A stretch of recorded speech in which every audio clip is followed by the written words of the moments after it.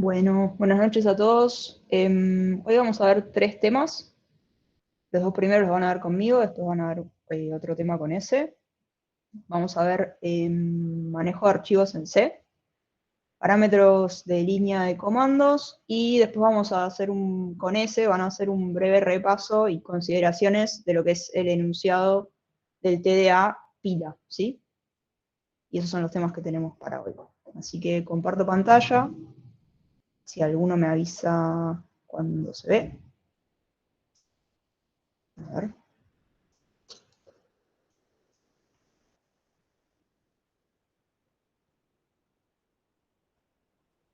Ahí se ve. Ahí se ve. ¿Se ve? Bueno, a ver, un segundo. Ahí está. Bueno, un poco de archivos en C. Algunas consideraciones sobre esto antes de arrancar. La idea es que no sepan esto de memoria, sino que les sirva como herramienta. Primero, en general, porque van a ver que muchas veces en distintos lenguajes el concepto de manejo de archivos es el mismo, ¿sí? En C tendrá sus particularidades, pero es en general muy parecido. Y segundo, que les sirva como una buena herramienta para los trabajos prácticos para que puedan hacer pruebas, ¿sí? Quizás ahora con los TDA todavía no, pero cuando lleguen al trabajo práctico número 1, probablemente esto les sirva muchísimo para hacer pruebas, ¿sí? Así que, nada, eso, tengan en cuenta que no hace falta que esto lo aprendan de memoria, sí aprendan a usarlo, ¿sí? Así les sirve para los trabajos prácticos. Van a ver que les facilita mucho esto de lo que les digo, ¿no? Las pruebas. Bueno, arrancando con este tema, tenemos algo muy práctico, que es que para lo que es el manejo de archivos en C, ya tenemos todo resuelto, ¿sí? Tenemos un TDA, ¿sí? C lo tiene, si quieren, pensado o ya armado, estructurado como un TDA. Entonces tenemos el TDA que se llama file, que ya está todo programado, ¿sí? No nos tenemos que poner a implementar nada, no tenemos que reinventar la rueda. Entonces tenemos este TDA que se llama file, y para hacer uso van a ver que usamos o declaramos un puntero a este tipo de datos file, ¿sí? Y con eso es suficiente para empezar a manejar lo que son archivos en C. ¿Qué podemos hacer con un archivo y qué tenemos que tener en cuenta a la hora de trabajar? Bueno, que lo tenemos que abrir o crear en el caso de que no lo tengamos disponible todavía. Podemos leer o escribir y por último cerrar. Hago énfasis en la parte de cerrar. Muchas veces, por olvidarse de cerrar el archivo, empiezan los dolores de cabeza porque no saben por qué a la siguiente ejecución del programa hay algo que no funciona o no pueden abrir el archivo, lo quieren leer al mismo tiempo que se está usando el programa y por ahí tienen algún problema. Nada, acuérdense de que si hacen, así como veníamos viendo en los ejemplos, que si hacen un malloc tienen que hacer un free, si abren un archivo tienen que cerrarlo, ¿sí? Así después no tienen problemas. Y bueno, como les decía recién, que es un TDA, para todas estas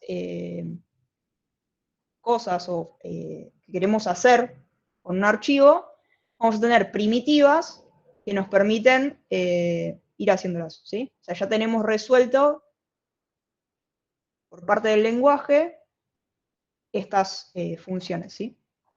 O estas funcionalidades, mejor dicho. Lo primero de todo, la primera función que vamos a ver es file open. Un detalle que van a ver de acá en adelante en toda la presentación es que las funciones o primitivas que trabajan con archivos tienen por característica que tienen al principio de todo la letra F, ¿sí? De file. Van a ver que todas tienen lo mismo, file open en este caso. Esta función lo que hace es recibir el nombre del archivo que queremos abrir, ¿sí? Y un modo de apertura.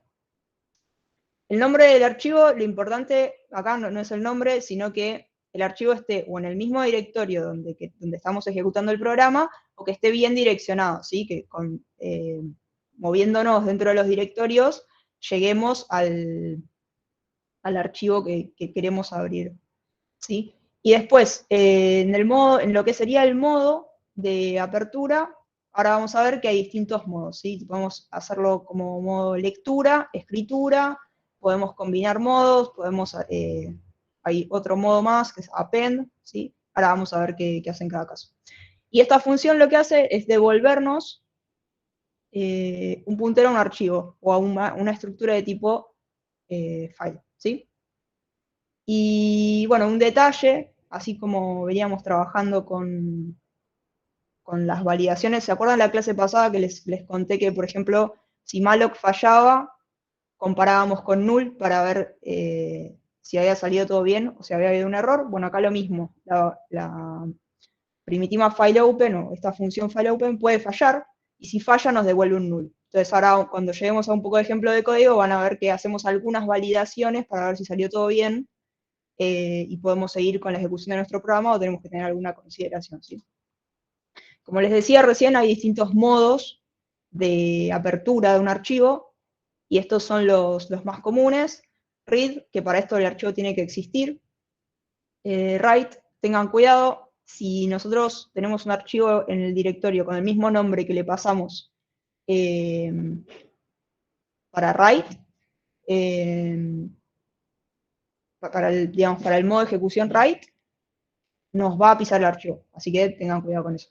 Y si no, tenemos append, que lo que hace es abrir el archivo y posicionarse al final de todo para empezar a escribir a partir de ese punto, ¿sí?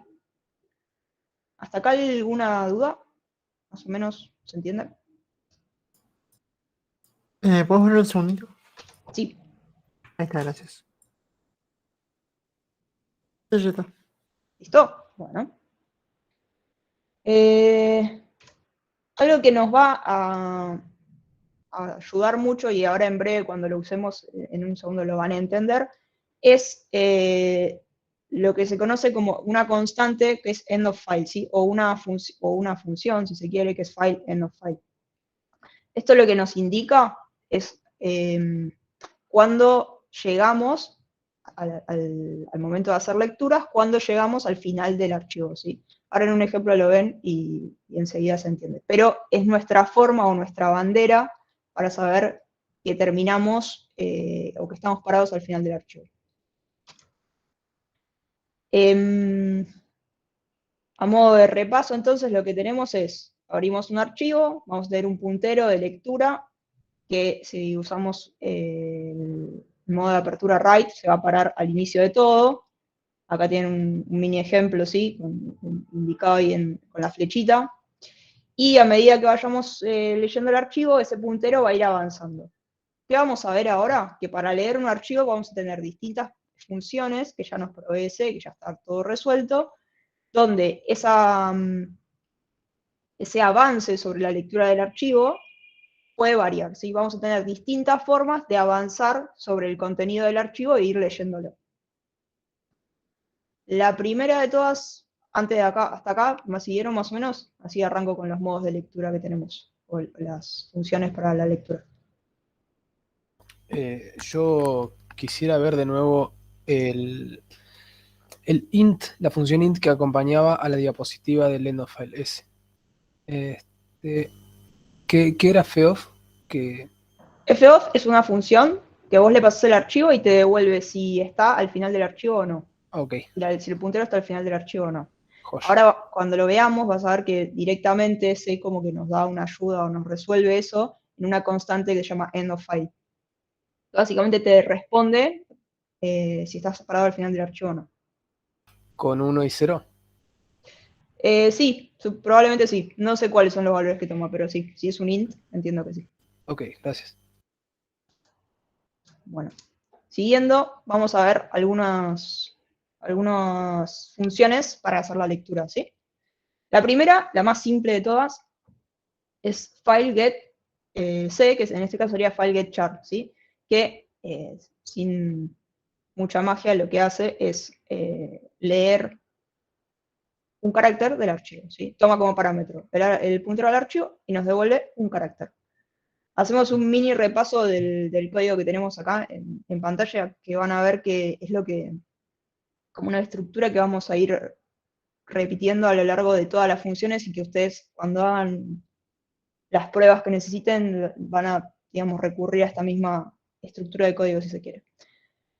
Van a hacer un file fopen, lo van a guardar el puntero, van a revisar si la operación de apertura funcionó, si salió todo bien. ¿Cómo lo van a comparar? Bueno, si es igual a null, como dijimos antes, tuvimos algún problema, algún error,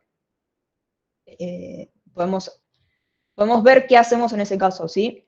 Yo acá puse un printf para mostrar que ocurrió un error, pero si lo que nosotros necesitamos seguir haciendo es trabajar con el archivo, probablemente acá tengamos que hacer algo más, ¿sí? Como puede ser imprimir el mensaje de error y frenar la ejecución, ¿sí? Vamos a ver en otras clases algunos ejemplos más claros por ahí de cómo hacer este manejo de errores. Pero se entiende, ¿no? Si no pude abrir el archivo correctamente, no puedo seguir trabajando con el archivo, entonces no podría nunca ejecutar la función getChar, ¿sí?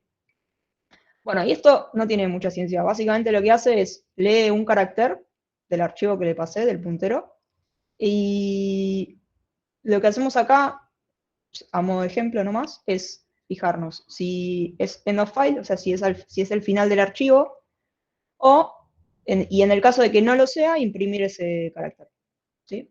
Y no mucho más. Cerramos el archivo y termina la ejecución de este programa. Este programita así simple como está subido en los archivos que tienen disponibles en la web.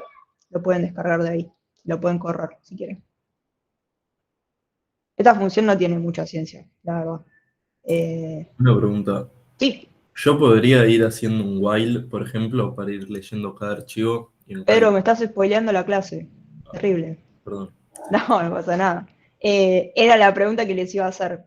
Para que esta función sea un poco más útil, podemos hacer esto que comentaba Pedro, ¿no? Que es decir, bueno, pongo esto dentro de un ciclo y puedo leer más de un char, ¿sí? Pedro, ¿se te ocurría algo así a vos? Sí, porque tal vez leer solo un carácter no tiene mucho sentido. Exacto, no Sería tiene, un archivo para leer solo simplemente una letrita. exacto, no tiene ningún sentido. Entonces, acá tenemos otro segundo ejemplo, donde trabajamos con un while para ir leyendo carácter a carácter. En este caso, vamos a ir leyendo e imprimiendo carácter a carácter hasta llegar al final del archivo, ¿sí? Esto tampoco parece muy útil. Cuando ustedes utilicen y hagan la lectura del contenido del archivo, sabrán qué hacer con ese contenido, ¿no? En este caso yo solo lo imprimo para mostrarles cómo funciona, pero no mucho más. Este concepto del bucle o del ciclo para leer archivos, ¿se entiende? Porque es clave, digamos, es lo que vamos a hacer siempre. Sí, no, más o menos. Sí. ¿Sí? Una pregunta. Sí, Se guarda la variable porque después la podemos usar, ¿no? O sea, podríamos comparar directamente el fgetC con end of file para hacer el while. claro. Sí, es Pero que en eso general, si haces perdería la el. lectura es porque para que la querés usar, la variable. Claro. La información, perdón. Y por eso lo Si guardas en no una usamos variable. la función de end of file. Claro, podrías comparar directamente, pero bueno. En Algoritmos 1 me acuerdo que no sé por qué cuestión había salido el problema de leer algo sin guardarlo en ninguna parte y el profesor como que se trabó y no pudo seguir. Pero eso es posible, digamos. Si se conoce alguna. ¿Eso en C te pasó? Sí, era un problemita que habíamos tenido que como que queríamos leer algo, pero Sí. trivial, ¿no? Sin guardarlo en ninguna parte. Habría que ver qué función querían usar por ahí, para hacer la lectura. Claro. Porque ahora más adelante vamos a ver una función que por ahí es un poquito más compleja y quizás ahí estaban teniendo el lío, si estaban usando esa función. Ahora lo vemos Claro, sí, un sí. poquito más adelante. Una consulta. Sí, ¿Qué es lo que devuelve entonces el fgetC? Porque devuelve un entero, pero se supone que era un char. tenés razón, sí, acá yo lo puse como int, pero es un char, te devuelve un Ah, char, te ok. devuelve un unsigned. Si vos, lo que te devuelve en realidad, estrictamente hablando, te devuelve un carácter en ASCII, ¿sí? Carácter en ASCII es un número, entonces en este caso yo lo puse como int, pero es lo mismo, después lo puedes trabajar como un char, ¿sí? Podés poner un Claro. char acá y va a funcionar. Si poníamos ampersand y en vez de C nos hubiese dado el entero. Del ASCII sería, ¿no? Ampersand no, no, El directamente. Ah, porcentaje sí. Eso sí. Pero es lo mismo, la verdad. En este caso pueden poner char o int. Es lo mismo.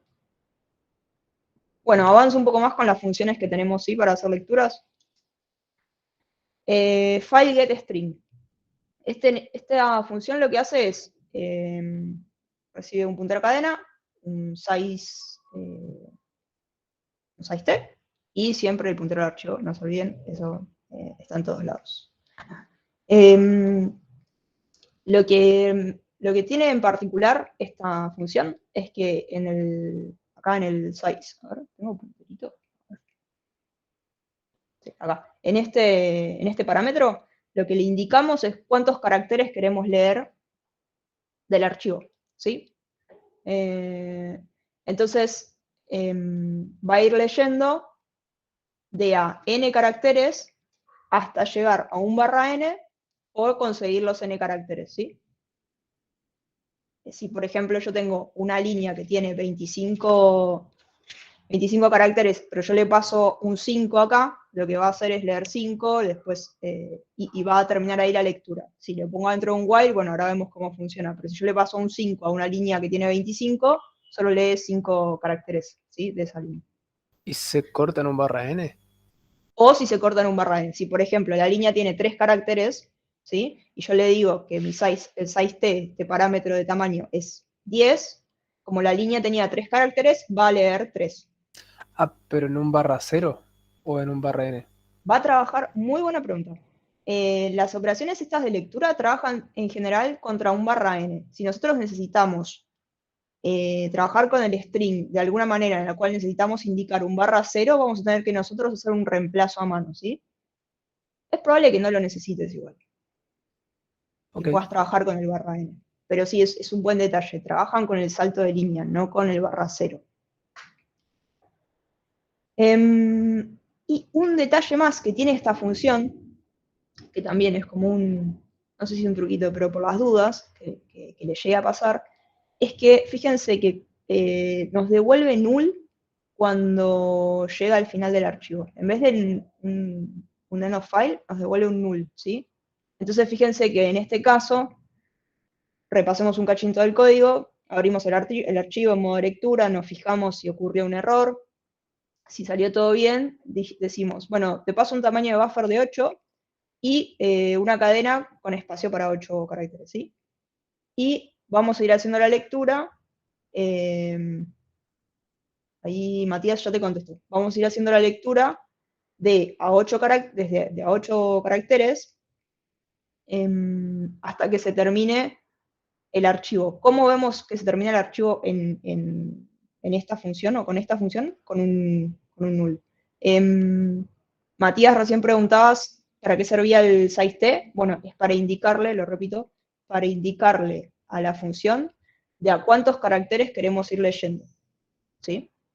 ¿Entiende? Y perdón, capaz que ni lo escuché y lo dijiste. ¿Qué es lo de Sí. buffer? Bueno, en este caso, nosotros vamos a usar esta variable que se llama timeBuffer como de tamaño 8, como el size t que queremos pasarle acá. Acuérdense que size t es un entero positivo. Yo lo declaré como int, no importa. Si es un entero positivo, mientras yo me asegure que sea positivo, no hay problema. Entonces, ¿qué va a hacer este ejemplo? Va a ir de un archivo, va a tomar 8 caracteres, los va a imprimir por pantalla. Después va a tomar 8 y los va a imprimir por pantalla. Así hasta llegar a hasta llegar al final del archivo. ¿Sí? Imagínense que tengo un texto largo, este también hay un ejemplo, ¿sí? De código subido. Si tengo un texto muy largo en una línea, por ejemplo, de 100 caracteres, una sola línea de 100 caracteres y después viene un /n, va a imprimir los 8 primeros caracteres, va a poner un salto de línea, en este ejemplo, va a imprimir los siguientes 8, va a imprimir un salto de línea, y así sucesivamente. ¿Se entiende? Sí, gracias. Ok. Sigo. fscanf. Bueno, esta es una función que quizás, no sé si les va a salir para el trabajo práctico, depende mucho de cómo sea el trabajo, pero está buena tenerla en mente. Como les decía al principio, por ahí no lo usan acá, pero lo usan en otra materia o lo necesiten para el trabajo, ¿sí? Lo que hace esta función es recibir el puntero al archivo y lo que vamos a pasarle es un formato en el cual queremos leer la línea que tenemos guardada en el archivo. Para ponernos primero en contexto, nos podemos imaginar un archivo que tenga algún formato que ya conocemos. Imagínense un archivo donde les están devolviendo a ustedes las notas de un parcial, ¿sí? Entonces ese archivo puede ser que venga con el siguiente formato. Viene el número de padrón, el nombre, el apellido y la nota, ¿sí? Imagínense un archivo así que tiene las notas de todo este curso, que son como más de 100 personas, ¿sí? Entonces, el archivo viene con padrón, nombre, apellido, nota, enter, y así de nuevo, ¿no? Padrón, nombre, apellido, nota, enter, y sigue. Entonces yo quiero leer un archivo de este estilo. ¿Qué hago? Como yo ya sé cuál es el formato con el que voy a trabajar, podría indicarle a esta función fscanf cómo tiene que tratar a cada uno de los valores que están en cada línea que lee, ¿sí? Por ejemplo, en este caso le decimos que el primer valor que lee la línea es un string, el siguiente es otro string, y así sucesivamente, hasta que el último le decimos que es un int, así que lo lea como un int directamente. En este caso, bueno, yo le puse año al ejemplo, pero se me ocurrió recién el ejemplo de los padrones y las notas. Imagínense que donde dice year tienen la nota, ¿sí? Entonces, una funcionalidad que les podrían pedir es, bueno, devuélveme cuál es el promedio de todas las notas del curso. Entonces, si yo ya me estoy guardando esta variable como un int, ya la puedo operar, ¿sí? La puedo sumar, puedo dividir, puedo hacer lo que haga falta, ¿sí? ¿Se entiende? Más o menos. Quizás Sí. no lo usan, pero está bueno conocerlo. Bueno, seguimos. Una Bueno, pregunta. En el sí, ejemplo anterior, sí, pusiste cuando haces el fscanf, pones string, y al último le pones una D. sí. ¿Por qué? Estuvieron usando printf. Sí, no Bueno, sé si vieron. usarlo, pero sí. Ok, printf recibe, no sé si se acuerdan, creo que lo habrán visto en las primeras clases, pero no sé si se acuerdan que le podían pasar el formato con el cual imprimir. Entonces, Sí. ustedes si quieren imprimir un número entero, ¿se acuerdan que le pasaban porcentaje de para imprimirlo? Hay distintas Ok. formas. Si querían imprimir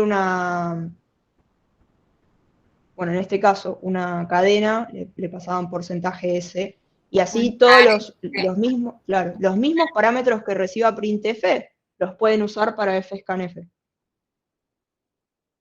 Ok, está bien. Ok. Bueno, getLine. Acá sí, presten atención, esta es la función más importante y quizás la que usen para el trabajo práctico, ¿sí? Esta función tiene un mini truco, que es a donde podemos caer en una trampa, así que vamos a repasarlo y vemos qué nos puede pasar con esta función, ¿sí? ¿Alguien ve algo raro en el código? Acá, Sí. en particular. Ese free. Nadie ve nada raro. Nadie ve nada sospechoso. ¿Que nunca la pediste esa memoria?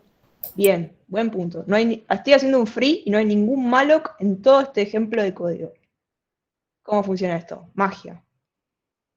¿Qué hace esta función? Bueno, recibe un puntero a puntero a un char, recibe un puntero a tamaño y recibe el archivo, como siempre. Y tiene una particularidad, ¿sí? Lo que va a hacer es leer línea a línea el archivo hasta un salto de línea, ¿sí? O hasta el enter al /n, y de forma interna lo que va a hacer es un malloc con un tamaño que considere lo que podemos decir apropiado, ¿sí? Lo determina en tiempo de ejecución getLine. Por ejemplo, la primera vez puede tomar el tamaño 8, la siguiente vez puede tomar tamaño 16, 32 y así. En general lo hace de a múltiplos de 8, ¿sí? Y lo que va a hacer es hacer un malloc, por ejemplo, de 8 bytes, ¿sí? Y va a tratar de leer la línea que tiene por delante, o la que está apuntando el puntero, ¿sí? Va a tratar de leer esa línea.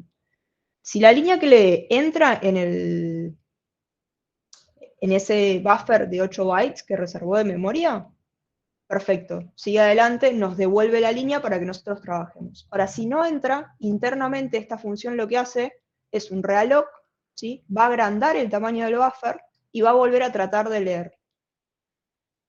Vuelve a tratar de leer. Y otra vez, lo mismo. Entra toda la línea que yo quiero tratar de levantar del archivo. Si entra, perfecto, sigo adelante. Si no, vuelve a tratar de agrandar el tamaño del buffer, haciendo un realloc, y vuelve a tratar de leer. Y así todas las veces que haga falta. Es como muy inteligente esta función, ¿sí? Si se quiere. ¿Cómo funcionan estos parámetros que nos pasan? Bueno, le pasamos la dirección de línea, ¿sí? Y le pasamos TAM también. Una consideración importantísima es que acá TAM es el tamaño del buffer que fue reservando en memoria para trabajar la función getLine, ¿sí? No es el tamaño de la línea que leyó, ¿sí? ¿Hasta ahí estamos? ¿Podrías repetir lo de TAM, por favor? Sí. Lo último que TAM dijiste. es un buffer, ¿sí? Es el tamaño del buffer con el cual va haciendo el malloc la función getTime, ¿sí? Entonces lo que les decía recién, primero prueba con un malloc de 8, entonces TAM va a valer 8. Después va a probar con un malloc de 16, TAM va a valer 16. Ahora, ¿qué pasa? Yo tengo la línea, y yo ¿qué voy a querer saber? Voy a querer saber la longitud de esa línea probablemente, o dónde termina, ¿sí? Esa longitud o ese tamaño no está representado por la variable TAM. Está representado, o cómo nos podemos dar cuenta, porque cuando leemos la línea va a venir con el /n, ¿sí? Si leo toda la línea y además al final viene con la lectura del /n. Entonces yo puedo, a partir de eso, posicionarme al final de la línea. ¿Cómo sé que es el final de la línea? Porque encuentro el /n, y reemplazarlo si necesito por un /0 o operar a partir de saber que tengo el final de la línea ahí. ¿Se entendió? Más o menos. Sí, gracias. Bien. Fíjense que la estructura del while es siempre lo mismo, o sea, uso un while y voy iterando sobre el archivo, digamos.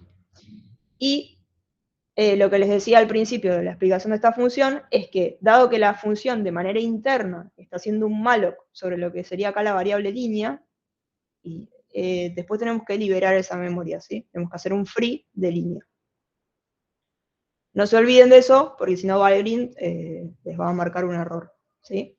Pero, como verán, la función la verdad que nos resuelve un montón de cosas, ¿sí? Hasta acá, ¿me siguieron más o menos? Esta es la más importante. ¿Esto es para leer una línea en particular o para qué es? No, es para ir leyendo hasta que encuentres con lo que vos necesitas trabajar. Vos podés ir leyendo un archivo porque necesitas recorrerlo todo o porque estás buscando algo en particular. ¿Pero qué es lo que estamos buscando? No, Lo que no. te pida el trabajo. Yo acá lo que hago ¿Está es leerlo e representado en línea? imprimirlo. Claro, no. Lo que estás buscando, claro, está dentro de esa línea. Entonces vos vas a leer la línea del archivo y la vas a procesar buscando lo que necesites. ¿Se entiende? No entiendo dónde es que le decís que estoy buscando tal cosa. Ya sé que en este ejemplo no estás buscando nada. Sí. Pero, ¿cómo si, no sé, estoy buscando, qué sé yo, una palabra en particular? Sí. ¿Cómo le digo, estoy buscando esto? Bueno, acá por ejemplo tenés, a ver, ¿qué podemos hacer? ¿Qué podemos buscar? A empezar. ¿Podemos buscar una palabra? Bueno, vamos a tener acá dentro, en vez de un printf de la línea, podrías tener un string compare, que no me acuerdo ahora la firma de la función, pero que vos le vas a pasar la palabra que estás buscando, por ejemplo, Catalina habló, ¿no? ¿Sí? Sí. Bueno, podemos buscar tu nombre, ¿sí? Dentro de todo un archivo, para ver si está tu nombre. Entonces, usamos string compare, que compara dos strings, y me devuelve un 1 o un 0, o algo Sí. parecido, no importa, Sí. si la encuentran, ¿sí? Entonces, le pasamos como parámetro Catalina, como uno de los parámetros, y la línea que leímos como otro de los parámetros. Y nos devuelve true o false. Y ahí podríamos estar haciendo el trabajo que necesitamos hacer con esa línea que leímos. ¿Entienden? Fiona, Ok, sí. Pero esa cosa, ¿no lo puedes hacer ponerle con leyendo una línea de código común? O sea, no con otra función. No hace falta esa función. No sé, leyendo como estábamos leyendo antes el archivo, ¿no lo puedes hacer? Sí, es lo mismo. Ah, Todas está las bien. funciones que les mostré recién son para leer el archivo. Esta es como la más, no sé, por ahí fácil si se quiere, pero tiene la condición particular de que hay que acordarse de liberar memoria, pero todas las funciones que usamos recién sirven perfectamente para leer el archivo y después cada uno con lo que leyó hace lo que quiere. una pregunta, Fiona. Sí, ¿Esta puede ser que se trate de leer línea por línea? O sea, claro, es vos le la decís, particularidad que tiene. Muy bien. ¿y cómo es si yo quiero ir leyendo palabra por palabra? ¿Cómo le digo que el token, por así decirlo, es el espacio? Y si querés leer palabra por palabra, tendrías que, por ejemplo, si fuera con getchar, podrías comparar. Una forma que se me ocurre ahora es ir leyendo con getchar, char a char, hasta llegar al espacio. Si no sabes la longitud de la palabra, ¿no? Ah, claro, pero Getline, digamos, no se encarga ir leyendo palabra por palabra. O sea, siempre es como cualquier otra función de estas que estuviste diciendo. Simplemente va leyendo letra Tiene por la letra. particularidad de leer línea por línea, que no es menor, porque Ah, fíjense que en lo que vimos antes, en esta en particular, en FileGetString, nosotros, si vos conocés la longitud de la línea, bueno, buenísimo, porque le podés pasar en el buffer, acá en el size el parámetro size_n, ¿sí? Le podrías pasar la longitud de la línea y tendrías el problema resuelto, pero si no conoces la longitud de la línea, vas a tener que hacer múltiples lecturas sobre una misma línea, ¿sí? En cambio, getLine nos resuelve eso, directamente nos trae una línea, se encarga todo automáticamente por atrás y nos devuelve una línea del archivo. Una pregunta. Sí. Hay un paréntesis de más ahí en el getLine. ¿Es necesario que englobe el getLine solamente? Paréntesis de más. Claro, o sea, está el No lo veo, while. ¿eh? El while Como el abre el while paréntesis de y todo. cierra acá. Sí. Después hay un paréntesis que agarra el getLine con sus argumentos y nada ¿Sí? más. Y después el Claro, pero getLine tiene el es otro una, while. es una forma de escribir prolijamente Ah, ok. Ah, para la comparación, ¿sí? Sí, sí, sí. ¿Alguien más iba a preguntar algo? No sé si lo interrumpí. Perdón. Entonces, Sí, getLine lo que hace es va reservando memoria para leer hasta un barra n. sí, podés pensarlo así. Ok, Y gracias. vos, cuando usás Getline, ¿lee una línea aleatoria del archivo? No, va leyendo en orden, ¿sí? ¿Se acuerdan? Ok. Vuelvo un cacho para atrás. Sé que no hay que hacer esto nunca en una presentación, pero vuelvo para atrás. Cuando abro el archivo, me paro No, al principio del archivo, ¿sí? ¿Se entendió? sí, Y sí, sí, sí, después sí. va leyendo carácter a carácter, o como yo vaya leyendo, si voy leyendo línea a línea, ¿sí? Este puntero se va a ir moviendo y va a quedar siempre parado en la última posición que leí. Perfecto. ¿Sí? Okay. Voy para adelante de nuevo. Perdón que esto no está bueno, pero ahí estamos con Getline. No sé si hay alguna duda más. Bueno. Entonces, Para leer un archivo, remarco estas dos funciones porque son las que tienen alguna particularidad. fscanf, que nos permite leer un archivo con un formato, y getLine, que tiene esta particularidad de que trabaja con punteros y que tenemos que devolver memoria, ¿sí? Y hasta ahí estamos con lo que es lectura. ¿Estamos? ¿Alguna pregunta de alguna de las funciones? Si no, avanzo con escribir un archivo y cierro el tema. Bueno, avanzo. Para escribir un archivo, van a ver que existe como el mismo concepto, ¿sí? Así como teníamos file getChar, tenemos file putC, o sea que tomamos un carácter y lo escribimos. Tenemos file putS, que hace lo mismo que getS, ¿sí? Escribe una cadena. Y file sería printf, pero con la F adelante, ¿sí? Es la misma que ustedes estuvieron viendo para escribir por consola, pero que escribe el resultado en un archivo, ¿sí? No les doy ejemplos de esto porque la verdad que no tiene ninguna ciencia o no tiene ninguna diferencia con las de lectura, simplemente esto va escribiendo en el archivo, ¿sí? Y un detalle más sobre estas funciones tanto de lectura como de escritura es que si ustedes van a la documentación de C y buscan funciones para trabajar con archivos, o sea, si buscan la documentación del TDA file, si se quiere, van a encontrar que hay más funciones, ¿sí? Esto es como un breve resumen para que puedan trabajar y operar en el trabajo práctico, pero van a ver que hay más funciones, ¿sí? No son las únicas. Por último, y para cerrar el tema, lo que les decía al principio de la clase, no nos tenemos que olvidar de cerrar el archivo y no mucho más. El file close, le pasamos el puntero al final de todo. Cuando terminamos de trabajar con el archivo, pasamos el puntero y terminamos. Digamos, de trabajar con el archivo. Con eso cerramos. ¿Está acá alguna duda del tema de archivos?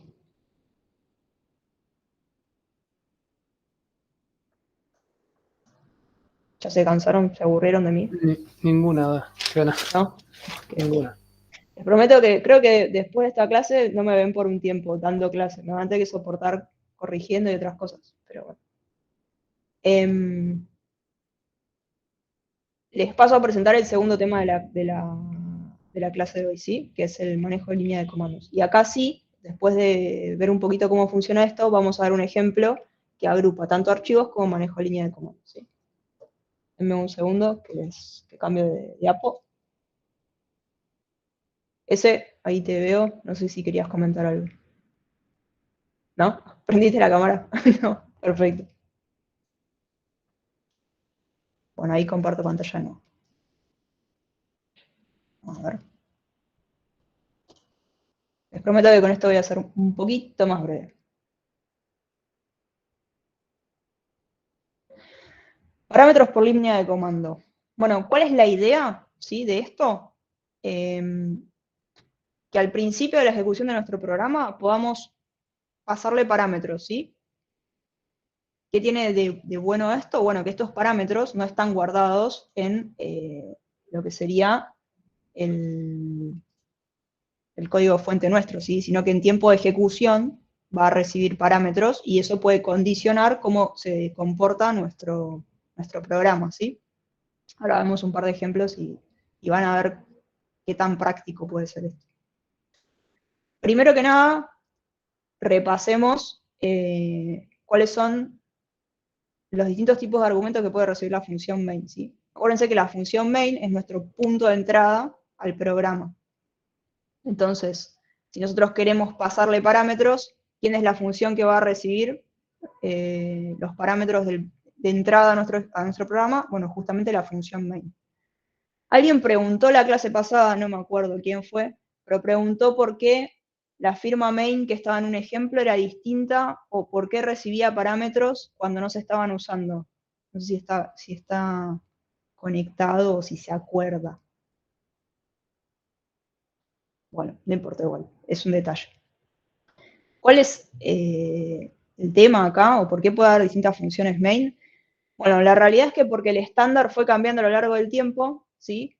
Y porque depende de quién esté escribiendo el código, ese es un punto, así que el estándar fue cambiando a lo largo del tiempo. Y el segundo punto es que depende de quién esté escribiendo el código, puede optar por hacer uso, por ejemplo, de que la función main no retorne nada, o sea, retorne void, o puede hacer uso de que retorne int, pero no reciba parámetros. Y todas estas firmas de la función main son válidas, ¿sí? Nosotros, como estándar, adoptamos esta última que está marcada en naranja y es además la que nos interesa en la clase de hoy, ¿sí? Que recibe dos parámetros, el parámetro argc y el parámetro argb, que es un vector. ¿Hasta acá más o menos se entiende? Sí. Perfecto. Sí, Bueno, sí. avanzo un cachito más. Lo que les decía recién, son todas del estándar de ANSI C, ¿sí? O sea, el estándar de C, pero bueno, a lo largo del tiempo fue cambiando, pero todas funcionan, ¿sí?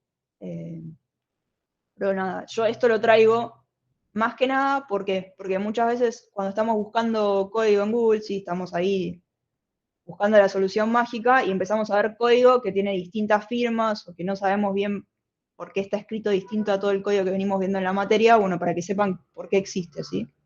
Me parece que está bueno tenerlo presente.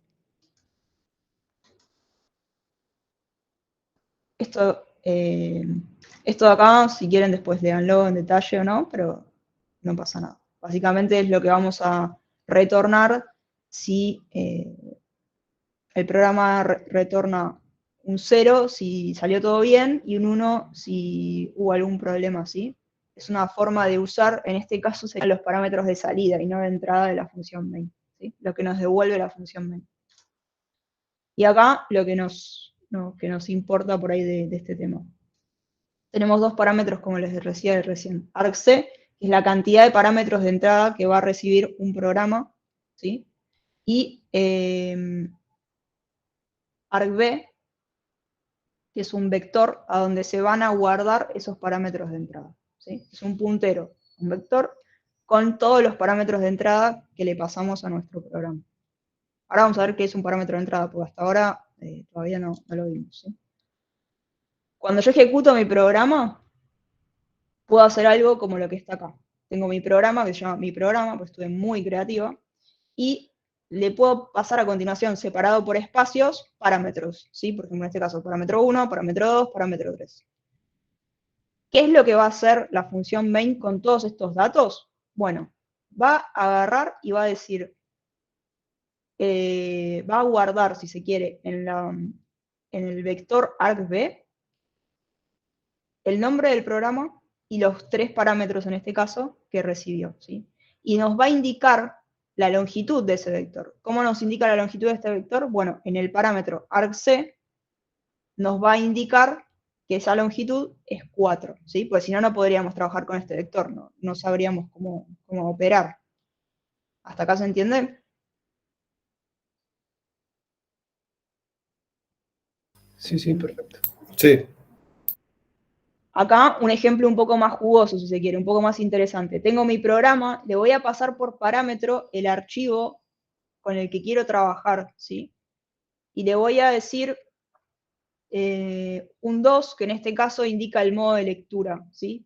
Podría ser el modo de lectura que quiero, con el que quiero abrir este archivo. El modo de apertura, no de lectura, perdón. Entonces, de nuevo, ¿qué es lo que va a pasar con los parámetros que estamos hablando recién? Bueno, argv va a ser un vector, en este caso, de 3 posiciones. ¿Por qué? Porque tengo el nombre del programa, el nombre del archivo que le quise pasar, y este número 2, ¿sí?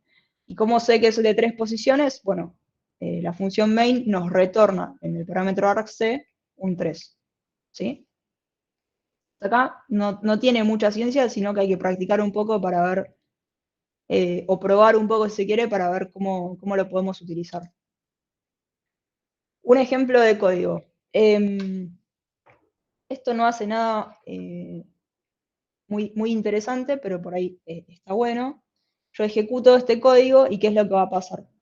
Voy a abrir la consola, ¿sí? Y voy a ver que escribo el nombre del programa que quiero ejecutar, le paso todos los parámetros que yo quiera a continuación a la consola. Y lo que va a hacer este ejemplo super pavo es imprimir cuántos fueron esos parámetros, ¿sí? Y además recorrer el vector e imprimir la posición y el nombre de esos parámetros, ¿sí? Entonces, si vuelvo para atrás, ¿cómo sería la salida que tiene el programa si lo ejecuto así, con estos datos de acá? ¿Alguno se da cuenta? Sería 0, mi programa, después 1, archivo.txt y 2. Claro, perfecto. Y arriba de todo, Tres. teníamos la cantidad, un 3, exacto. Ese sería el funcionamiento, ¿sí? Tengo una pregunta, ese incremento previo del i, que a veces me lo confundo, el más i, en Sí. este caso no haría, o sea, es lo mismo que poner i más, ¿no? Sí, no sé por qué hice eso, perdón. No, pero a veces cambia, pero nunca me doy cuenta muy bien cuándo. Sí, no, en este caso creo que sí voy. Bueno, a ver, creo que con esto terminamos. Sí. Les voy a mostrar un mini ejemplo por consola para que vean algo un poco más interesante. En ese caso usaste el preincremento, creo, para que el primer argumento diga, para que no se imprima el nombre del programa como primer argumento. Creo. Bien, ¿Se incrementa después? O sea, ¿no se incrementa cuando ya ejecuta en el for, digamos? Preincremento incrementa la variable antes de utilizarse y posincremento después de utilizarse. Sí, pero en este caso no sé si hay alguna diferencia. en este caso es lo que mencionaba mi compañero. O sea, en este caso, el primer print sería print con un i de 1 en lugar de 0. Porque Exacto. se incrementa antes de que se ejecute el for. Si fuera i más, primero sería el 0 y después se ejecutaría y después se suma. Pero ¿se entiende por qué? Porque la idea era no imprimir el nombre del programa, que es lo que se guarda en la posición 0.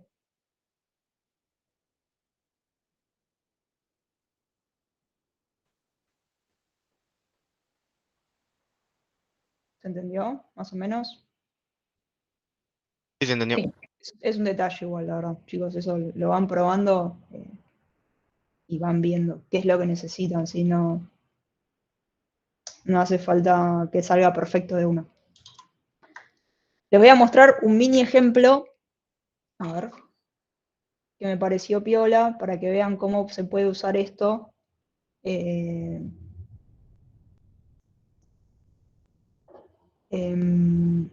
combinado con lo de archivos, ¿sí? Perdónenme un segundo que busco el código.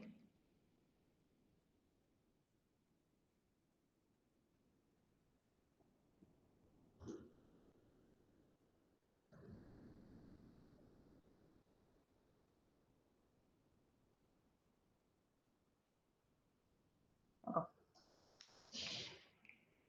¿Ven el código?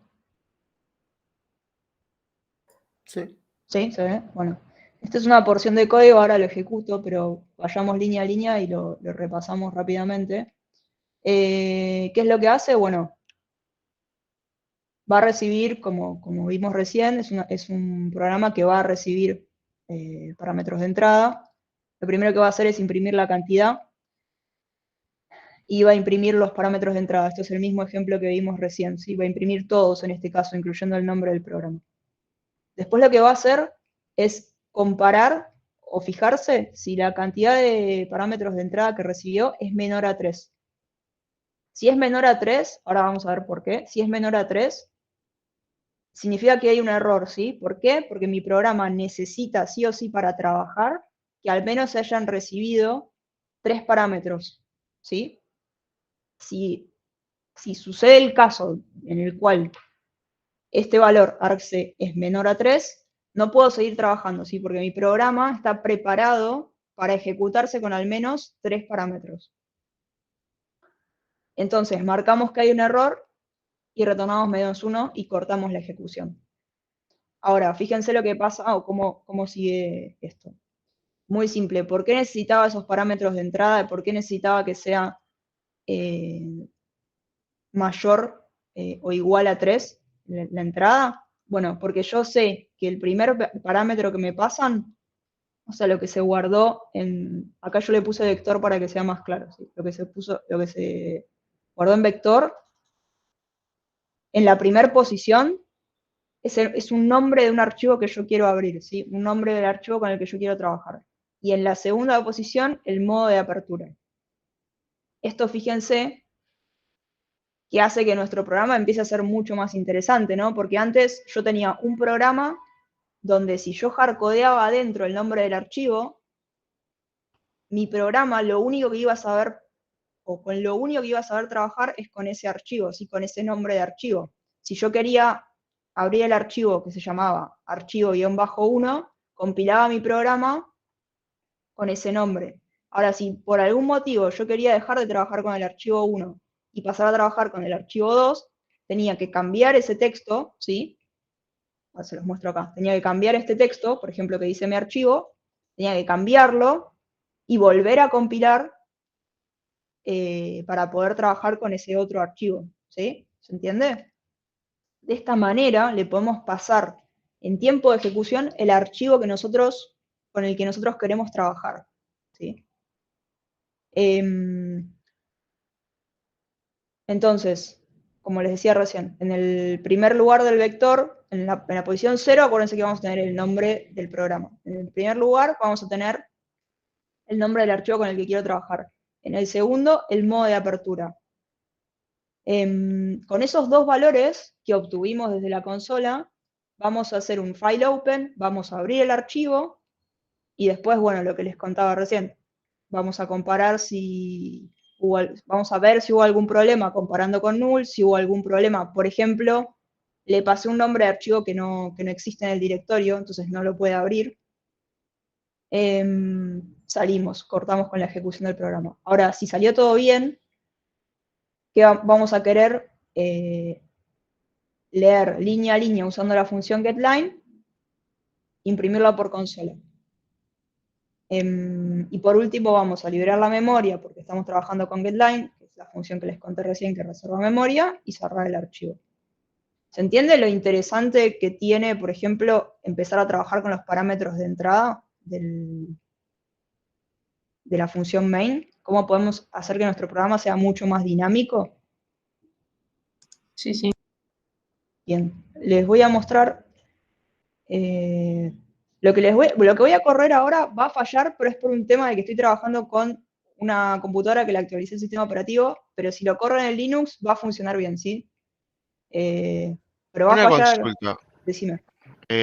Cuando tenemos que dar por parámetro el modo de apertura, si damos otra cosa que no fuese read, ¿no fallaría? Bueno, en este ejemplo, yo no estoy haciendo esa validación, pero es Claro. un buen punto. Sí, yo tendría que agregar acá que acá, en el modo de apertura, sea un modo de apertura válido. Es una buena validación, sí. Ok. Podrías poner que sea read o write, dependiendo de lo que vos quieras hacer, pero que sea un valor válido dentro de los que existen, ¿sí? Claro. Sí, es una buena idea. Bueno, lo que voy a hacer es, bueno, primero les muestro. Tengo un archivo que tiene este texto, un lorem ipsum, un texto cualquiera, ¿sí? Lo que voy a hacer es ejecutar el programa. ¿Y acá qué tengo que hacer? Bueno, lo primero que voy a probar es hacer una cosa que es pasarle la menor cantidad de parámetros de la que está esperando. Entonces, por ejemplo, hago esto. ¿Y qué hice? Bueno, tengo dos parámetros. En la posición 0 tengo el nombre del programa. En la posición 1 tengo el parámetro que le pasé. La cantidad de parámetros es 2. Esto implica que los parámetros que yo le pasé a mi programa son inválidos. Fíjense acá. Estoy saliendo por esta línea de código, ¿sí? Parámetros son inválidos. Y ahora lo voy a ejecutar, pero para que funcione, o lo que esperamos que funcione bien. Le voy a pasar un archivo que existe, ¿sí? Que es archivo txt, que es el que recién les mostré el contenido, y le voy a pasar que el modo de apertura sea una R de read, ¿sí? vuelve a imprimir, ¿sí? Imprime argc con 3 parámetros esta vez, imprime los parámetros que les pasé, el contenido del vector, imprime todo el contenido del archivo, y esta parte de acá no la miren, imagínense que no está, que es un problema que yo tengo con el sistema operativo, ¿sí? Pero si lo corren en Linux, les prometo que no tira estos errores raros.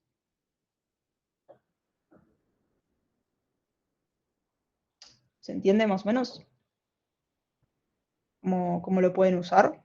¿Se entiende? Sí, se entendió perfecto. Bueno, eso era todo lo que por lo menos de mi lado de la clase les quería mostrar, de manejo de archivos y parámetros de línea de comando. No sé ese si andás por ahí para cerrar con el tema del TDA.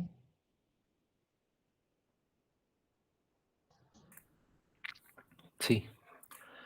Bueno, vamos a ver entonces la última sección de la clase, que es consideraciones de implementación del TDA pila, ¿sí?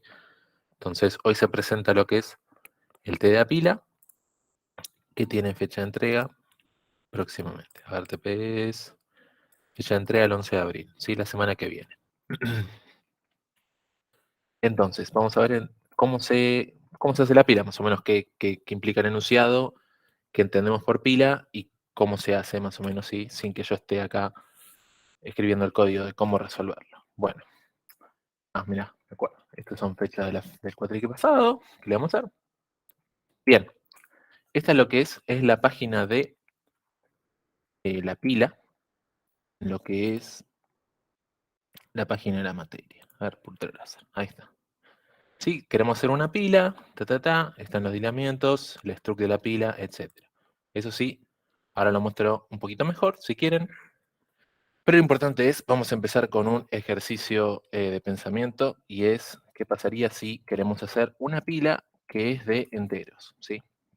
Y en particular, vamos a estar haciendo una pila dinámica, a diferencia de una pila enlazada, que quizás sería un poquito más difícil de implementar en este momento de la materia. Por lo tanto, vamos a hacer una pila dinámica. ¿Sí? ¿Qué es pila dinámica? Que tenemos un vector con los elementos de la pila que va creciendo y achicándose dependiendo del requerimiento o demanda de cantidad de elementos que tiene la pila en el momento particular al ser usada. ¿Sí? Entonces, tenemos esta pila e imaginemos que queremos apilar números, ¿sí? Entonces tenemos una pila en la que los valores que guardamos en la pila son de tipo int. ¿Ok? Entonces tenemos la función, bueno, la primitiva, pila apilar, que para nuestra pila, con nuestro struct, ¿sí? Nuestra estructura pila-t, asterisco, es un puntero a la pila, ¿bien? Podemos apilar este valor. También vamos a tener una función, una primitiva, perdón, de desapilar, que para una pila en particular va a desapilar el elemento, ¿sí? Si recuerdan en la pila, el elemento que más recientemente apilo es el que primero se desapila, entonces se va a desapilar ese elemento, y como esta es una pila de enteros, se va a desapilar un int. A ver, ahí va. Luego, hasta ahí estamos, tendríamos una estructura de pila que, ¿cómo sería? Tendríamos el arreglo de enteros, ¿sí? Los datos, sería exactamente un arreglo de enteros, ¿sí? Porque si yo guardo un solo entero, entra en int, con un int asterisco, ¿sí? Un arreglo de enteros, un vector, puedo guardar una cantidad determinada de elementos de valor entero, ¿sí?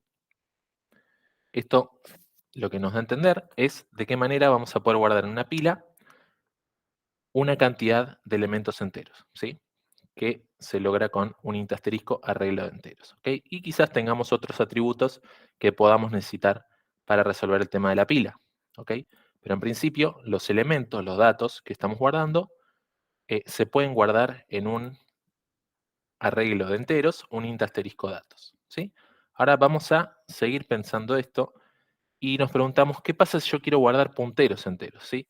Digamos que cada uno de los datos que se guardan en la pila son un puntero entero. ¿Cómo se logra eso? Bueno, tendríamos que en nuestro pila pilar, que guarda en la pila, un valor que sea de tipo int asterisco, ¿sí? En el desapilar de la pila, tendríamos que devolver un valor que sea de tipo int asterisco también, ¿sí? Si guardamos int asterisco, tenemos que devolver int asterisco, ¿sí?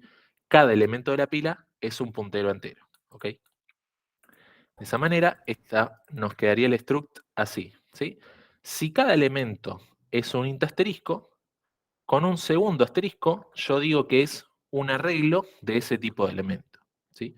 Entonces, este segundo asterisco significa arreglo, y lo que está antes de ese segundo asterisco es el tipo de dato. En particular, el tipo de dato es int asterisco. Por lo tanto, la estructura datos en total es un int asterisco asterisco. ¿Sí?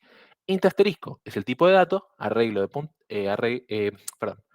puntero entero, ¿sí? Int asterisco puntero entero, y el segundo asterisco significa que es un arreglo de punteros enteros. ¿Sí? ¿Ahí? ¿Alguna duda? Yo, discúlpame, no logré entender muy bien eso último, desde que empezaste con int asterisco asterisco. Perfecto. ¿Sí? Dijimos, para cada elemento de la pila va a ser un int asterisco. Int asterisco le llamamos a lo que es un puntero de entero. ¿Sí? Entonces, en nuestra estructura de pila vamos a querer guardar varios datos, no solamente uno. ¿Sí? Uno es un puntero entero, ¿sí? Es un int asterisco, pero queremos guardar varios. Entonces, para tener varios, vamos a necesitar un arreglo, un vector de ese tipo de datos. Entonces, si el tipo de datos es int asterisco, para tener varios de ese tipo de dato, agregamos un asterisco. ¿Sí? Si nos fijamos en el caso anterior, cuando teníamos enteros, ¿sí? Un entero es un int, y para tener varios int, hacemos int asterisco. En este caso, un dato es int asterisco, es un puntero entero, y para tener varios, agregamos el segundo asterisco, un arreglo de punteros enteros. Int asterisco es el tipo de dato, y el segundo asterisco indica que hay varios. No sé si de esa manera se entendió un poquito mejor. Sí, sí, sí. Sí, ahora sí. Me despisté por un segundo. Yo tengo una pregunta. Sí. No entiendo, vos en pila desapilar, o sea, en desapilar, ¿qué es lo que, o sea, devuelve un puntero entero, pero no entiendo qué devuelve? ¿Por qué devuelve un puntero entero? Básicamente porque dijimos la pila funciona así. Digamos, hicimos un acuerdo entre Alan y ok. Bárbara diciendo, bueno, mi pila se pueden guardar punteros enteros, y Bárbara dice, me sirve, y la usa. ¿Está bien? Sería la idea. O sea, hacemos un arreglo, decimos que sean todos enteros, vale. Hacemos otro arreglo y decimos, no, ahora queremos que sean punteros enteras. Bueno, hacemos eso y hacemos que funcione con punteros enteros. ¿Está bien? Porque, bueno, Bárbara justo manejaba punteros enteros y le sirve que la pila sea de punteros enteros. ¿Está bien? Es simplemente, es bastante arbitrario en ese sentido. Ok. Bien. Ahora, justamente por esa arbitrariedad, ¿qué pasaría si Bárbara mañana nos dice, uy, no tenían que ser punteros enteros, tenían que ser punteros a double, o tenían que ser punteros a float, o tenían que ser punteros a char, o lo que sea, ¿sí? En ese momento, nosotros pensamos, no tiene sentido que hagamos una pila cada vez que Bárbara nos pide cambiar el tipo de dato que necesita guardar. ¿Está bien? Y para lograr eso, vamos a aprovechar una característica que tiene C, que es lo que se llama punteros genéricos, ¿sí? Es decir, podemos utilizar un puntero a cualquier tipo de dato como si fuera cualquier dato que Bárbara necesita. Si Bárbara necesita un puntero entero, puede. Si Bárbara necesita un puntero a float, puede. Y si Bárbara necesita un puntero a una estructura más complicada, también puede, ¿sí? La idea de punteros genéricos es esa, que se puede ofrecer que pueda ofrecer una pila y se puede usar con cualquier tipo de dato. Entonces vamos a Una ver. pregunta. ¿Y Sí. si Bárbara necesita un int, no un puntero entero? Si Bárbara necesita un int, puede rebuscárselas, pero en principio, lo más sencillo, yo le podría decir a Bárbara, está bien, necesitas un int, antes de guardarlo en la pila, crea un puntero para guardar ese int, guardarlo en la pila, y cuando desapiles, recupera de nuevo el int. ¿Cómo? Le mandás el ampersand en ese caso. Claro, o sea, Bárbara podría llegar a hacer eso, dependiendo de cómo es el manejo durante su ejecución, ¿no? Hay veces que el ampersand no resuelve del todo bien lo que necesitamos, pero podemos, le decimos, bueno, hacete un malloc, guardar el resultado a malloc, y después, cuando recuperes el elemento, le haces free y estás. Bien. Entonces, justamente por esa motivación, es que decimos, ¿qué pasa si queremos entonces guardar punteros genéricos? ¿Por qué? Porque decimos, cualquier tipo de solución se podría resolver con puntero genérico y no atamos la implementación de la pila a un tipo de puntero en particular. Entonces, vamos a ver cómo podríamos hacer eso. Decimos, bueno, este valor, ahora que vamos a guardar en la pila, que sea de este tipo de estructura que se llama void asterisco, ¿sí? Esto void asterisco en C es la forma de especificar un puntero genérico, ¿sí? Void asterisco es un puntero. ¿Un puntero a qué? No sabemos. Podría ser cualquier cosa. Pero lo importante es que es un puntero. Y como vimos un par de clases pasadas, todos los punteros de una computadora tienen el mismo tamaño, la misma longitud. O sea, el tipo de dato void asterisco es equivalente a cualquier tipo de puntero dentro de la misma computadora, ¿sí? Por eso, digamos, C, la computadora puede lograr traducir esto y traducir que cualquier puntero se convierta en un puntero genérico que se llama void asterisco. Pausa para preguntas. Bien. Dicho eso, el pila desapilar debería entonces devolver un void asterisco. ¿Ok? Lo mismo que se apila es lo que desapila. Tipo de dato, void asterisco. ¿De qué manera queda nuestra estructura entonces? Y ahora, de nuevo, empezamos a decir muchas veces las palabras asterisco y esas cosas. Y es que el tipo de dato es void asterisco. El tipo de dato es puntero genérico. Entonces, por eso acá dice void asterisco. Void asterisco es el tipo de dato. Y el segundo asterisco representa que tenemos un arreglo a ese tipo de dato. Entonces, de nuevo, void asterisco, tipo de dato puntero genérico, ¿sí? Puntero a lo que querramos. Y el segundo asterisco significa arreglo de ese tipo de dato. ¿Sí? Por eso queda void asterisco, puntero genérico, asterisco, arreglo de eso. En total, void asterisco asterisco, arreglo de punteros genéricos. ¿Está bien? Una preguntita más. Sí. Perdón que moleste. No es molestia. El void asterisco que te pasa Bárbara, o que después va a usar ella, vos no tenés que pedir memoria para eso, no tenés ni que meter en eso, ¿no? No es Ok. preocupación de Bárbara decidir qué datos quiere guardar. Y de la misma Genial. manera, manejar en particular la memoria de esos datos. Es una muy buena pregunta. ¿Sí? Entonces, de nuevo, Bárbara guarda los datos que quiera, los guarda pasando por parámetro este void asterisco valor y los recupera quitando de la pila esos void asteriscos. ¿Sí? De la misma manera, esos punteros podrían o no ser pedidos con memoria y Bárbara es quien va a tener la responsabilidad de manejar lo que tiene que ver con la memoria de esos punteros. Así como los guarda en la pila, los puede desapilar. Yo, programador de la pila, le devuelvo exactamente el puntero que me pasó la vez pasada y de esa manera Bárbara puede manejar perfectamente cada puntero. Si le hace un malloc y me lo pasa, yo se lo guardo un rato, ahí, tranqui, se lo devuelvo cuando me pida desapilar, y en ese momento Bárbara se acuerda, esto lo pedí con malloc, así que lo libero con free. ¿Está bien? En ese sentido, como programador de la pila, eso no es lo que me preocupa. ¿Está bien? Porque los punteros son de Bárbara y yo no me meto en las cosas de Bárbara. De hecho, si esos punteros son punteros enteros o punteros a char o punteros a una estructura, a mí personalmente no me importa porque en ningún momento voy a entrar a mirarme qué son. ¿Sí? Lo único que me importa es cuál puntero es. Me guardo el puntero, se lo devuelvo. Pero no me importa ni qué son, ni qué valor tienen adentro, ni nada. Por Una eso, pregunta. incluso, dame un segundito, los void asterisco ustedes saben que no se pueden desreferenciar. Traté de hacer la operación de desreferenciamiento asterisco valor, tendría un error. ¿Por qué? Porque al ser un puntero genérico no sabemos cómo es esa estructura. Entonces no se pueden desreferenciar. Quien sí va a poder desreferenciarlo va a ser Bárbara. ¿Por qué? Porque sabe de qué tipo concreto son esos punteros. Entonces Bárbara sí va a poder operar de cualquier manera que desee. Sí, teníamos la pregunta pendiente. Una cosa, antes de esto había otra diapo sobre los punteros genéricos, sobre esa, porque viste que tenías el TDA de la pila con puntero entero y el de arreglo de puntero entero. Claro, teníamos una pila guardando ints y una pila guardando int asterisco, sí. Sí, y después tenés lo mismo pero con genéricos, o sea, una pila guardando... No, porque no hay forma de guardar algo que no sabes qué es. ¿Está bien? ¿Qué pasa? Ok. Si vos no supieras qué estás guardando, no lo puedes guardar. En cambio, como estamos guardando punteros, sabemos cuánto ocupa. ¿Está bien? Un int y un float ocupan tamaño distinto. Entonces no podrías guardarlo de forma ordenada dentro de una memoria. Necesitas saber cuánto ocupa.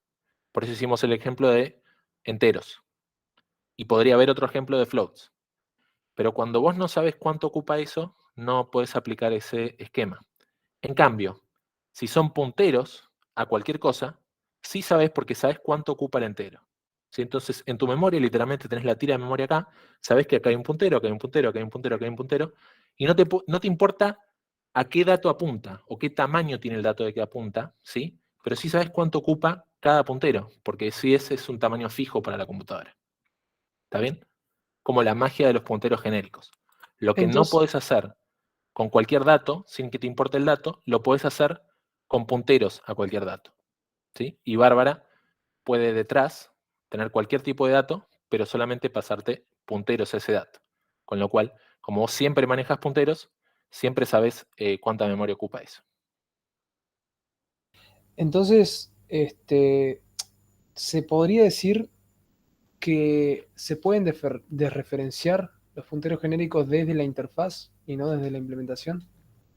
¿O está mal dicho eso?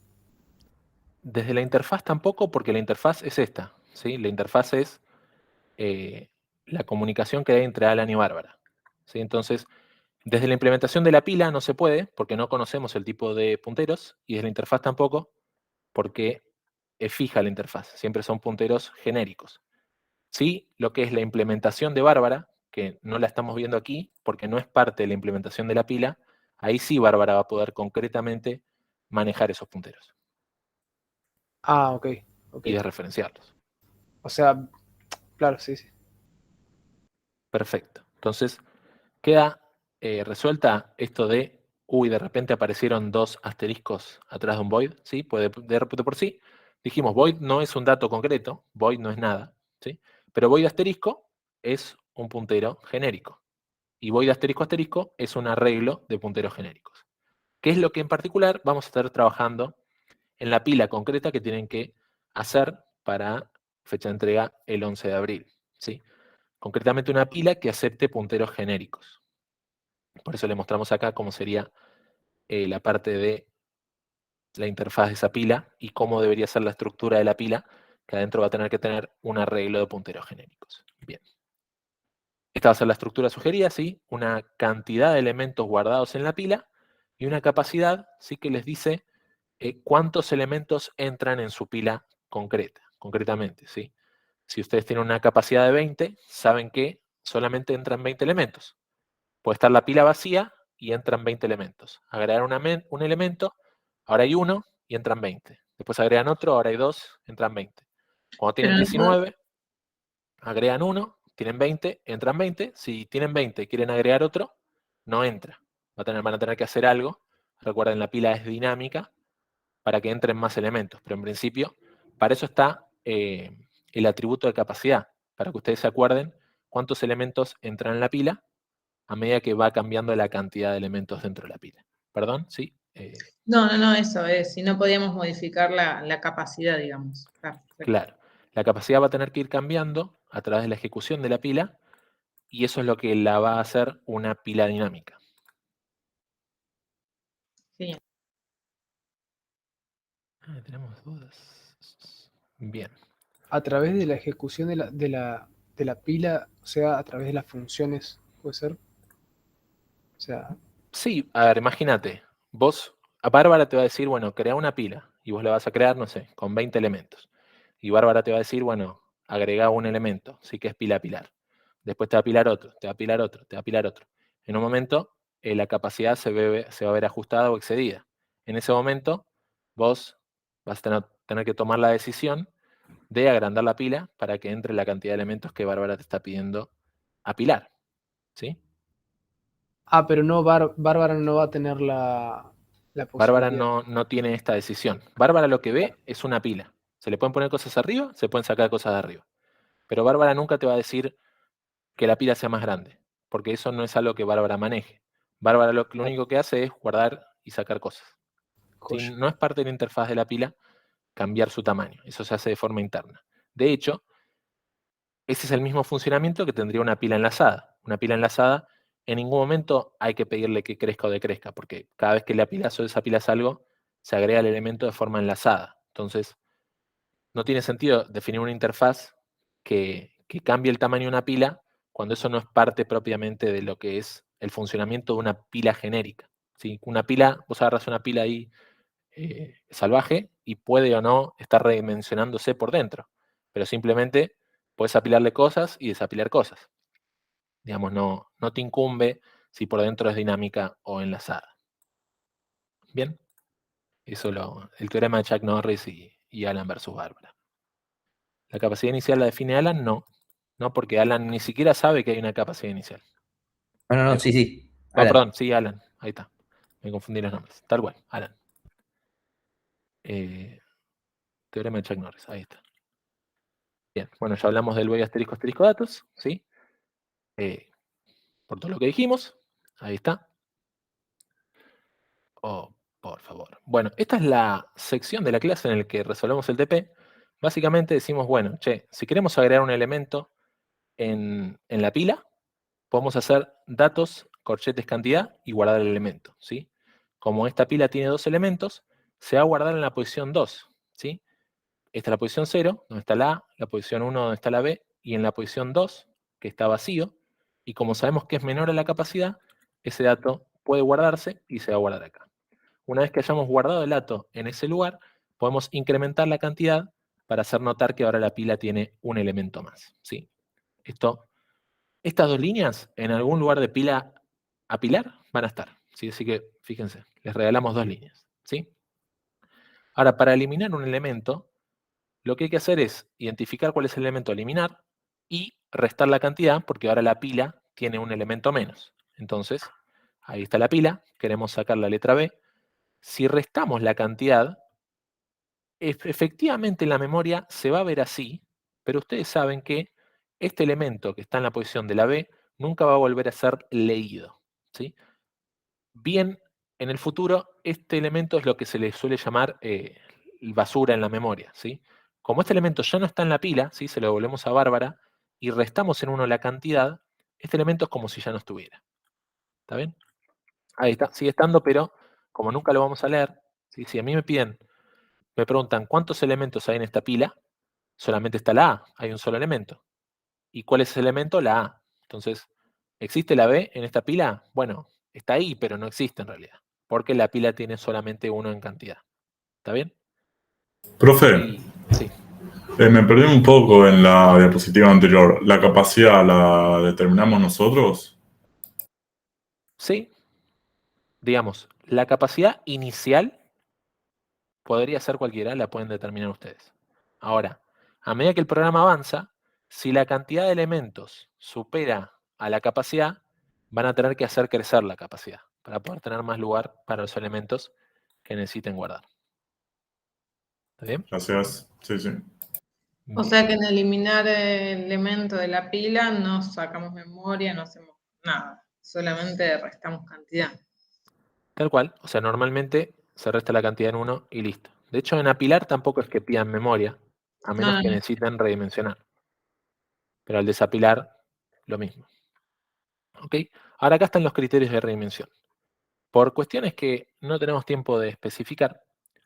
Lo vemos el viernes, así que no pasa nada. La memoria no se puede aumentar en 1. Entonces van a querer hacer crecer la cantidad, la capacidad la van a hacer crecer duplicándola, y cuando la tengan que achicar, lo mismo la van a dividir por 2, ¿sí? No van a pedir espacio para un elemento y después para otro y después para otro, ¿sí? Van a querer hacer crecer de forma multiplicativa, ¿ok? El viernes lo ven seguramente en la teórica, ¿sí? ¿Me puedes volver un segundín que le saco un print screen? Pues recuerden que todo esto está grabado. Perfecto. Bien. Pruebas a implementar, ¿sí? Se fijan, si entran a lo que es la página del trabajo práctico pila, van a ver que hay, se especifican las pruebas que tienen que escribir, ¿sí? Hasta ahora las pruebas estaban dadas con un archivito de pruebas. En este caso van a tener que, además de hacer el pila.c, hacer un pruebas pila.c en el que van a guardar pruebas propias que les van a servir. ¿Por qué? Porque mientras vayan programando la pila, van a ir pudiendo correr sus propias pruebas y ver si las cosas funcionan o no funcionan a medida que van trabajando con ese archivo. ¿Sí? Bien, van a tener que hacer sus pruebas entonces, van a tener que hacer distintas pruebas que están nombradas en el enunciado de la entrega y una pavadita que es que una prueba no puede depender de otra anterior. O sea, si una prueba es guardar un elemento, van a crear una pila, guardar el elemento, ver que se guardó bien, en todo caso, no sé, desapilarlo para ver que es el mismo elemento y después destruyen la pila. ¿Sí? ¿Para qué? Para que en otra prueba distinta no dependan de que esto funcione. ¿Sí?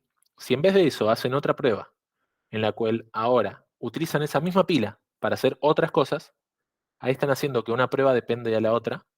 ¿Y qué va a pasar? Que en un momento no van a saber si esto falló por la prueba anterior o por la prueba siguiente. No van a saber distinguir bien en qué momento se da la falla.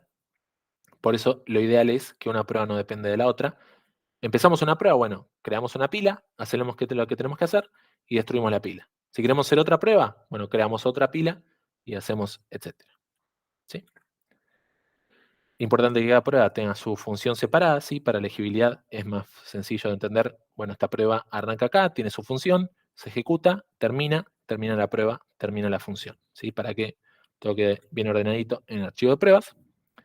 Y cada prueba, idealmente lo que tiene que hacer es probar una cosa. Como decir, bueno, esta prueba prueba que la pila se pueda crear y la destruyo, ¿sí? Y veo esa prueba, bueno, seguramente Valgrind me va a decir si funcionó. Entonces probé una cosa, que la pila se crea y se destruye. Después hacemos otra prueba que cree una cosa, no sé, apilar un elemento. Apilar un elemento funciona, si necesito desapilarlo para ver que sea el mismo, lo hago y ahí probé una cosa, que se puede apilar y desapilar. ¿Está bien? Esa es la idea de, digamos, de por lo menos de que cada prueba pruebe algo en específico, ¿sí? Verifique algo en específico. Si me permiten, creo que seguimos compartiendo pantalla. Por ejemplo, acá pueden ver qué pruebas se deben verificar, ¿sí? Entonces, por ejemplo, la primera prueba decimos que se pueda probar y destruir. Luego que se mantenga el invariante de pila. ¿Cuál es el invariante de pila? Que yo lo que apilo por último se desapila en principio. Entonces, por ejemplo, si yo apilo el 1, el 2 y el 3, después se desapila el 3, el 2 y el 1. ¿Sí? Entonces sería otra pruebita. Otra prueba, poder apilar un montón de elementos, 1000, 10.000, cosa de que superar ampliamente esa capacidad inicial que definen. Guardan un montón de elementos y se fijan que se desapilen esos mismos elementos. ¿Está bien? Guardan elementos distintos, se fijan que se desapilen esos mismos elementos que se habían apilado en el orden en el que apilaron. ¿Sí? Otra prueba, que se puede apilar null, ¿sí? Etcétera. Acá están todas las pruebas, algunas condiciones de borde.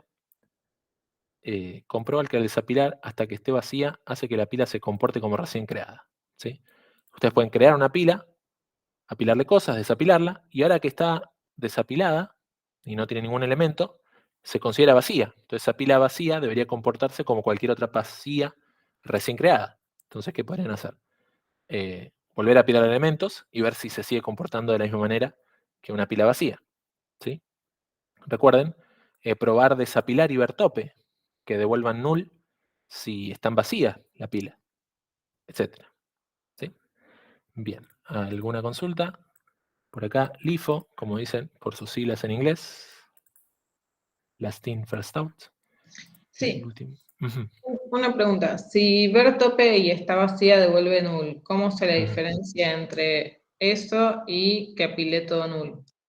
Perfecto. Es algo muy difícil de diferenciar desde el lado de Bárbara. Lo importante es que la pila se comporte como debería. ¿Está bien? Okay. Entonces estamos haciendo pruebas. Si yo apilo null, tengo que desapilar null. Me aseguro de que eso funcione. Y si una pila está vacía, en cualquier momento de la prueba, si trato de desapilar o si trato de ver el tope, debería ser null. Ahora, es que la forma, comportes... perdón, un segundito, Sí. la forma de diferenciar esos dos escenarios es a través de la primitiva está vacía. Está vacía es la que nos va a decir si la pila está vacía o no. O sea, está vacía no devuelve null o no devuelve true o false. Si vos apilaste un null, está vacía tiene que devolver true. Perdón, tiene que devolver false. Claro. Porque algo hay apilado. Claro, perfecto. Lo que está vacía valida de si hay cantidad de elementos cero, ¿no? Sería. Sí. Eso tal cual. internamente. O sea, a nivel del lado de Bárbara es si hay o no hay algo. Al nivel de Bárbara no lo sabe, pero nosotros sería algo así, ¿no? Sí. Y para una consulta, la primitiva destruir la pila es lineal, no hay manera de hacerlo de otra forma, ¿no? Tiene que ser lineal. Ujú. Sí. Para este TDA va a ser constante. Digamos, a ver, el sistema operativo sabrá, ¿no? Pero si vos tenés una estructura que tiene una cantidad de bytes en memoria, al sistema operativo le decís, liberame esta estructura, el sistema operativo lo hará en el menor tiempo posible, me imagino. Ok. Pero digamos, no es algo que dependa de nosotros.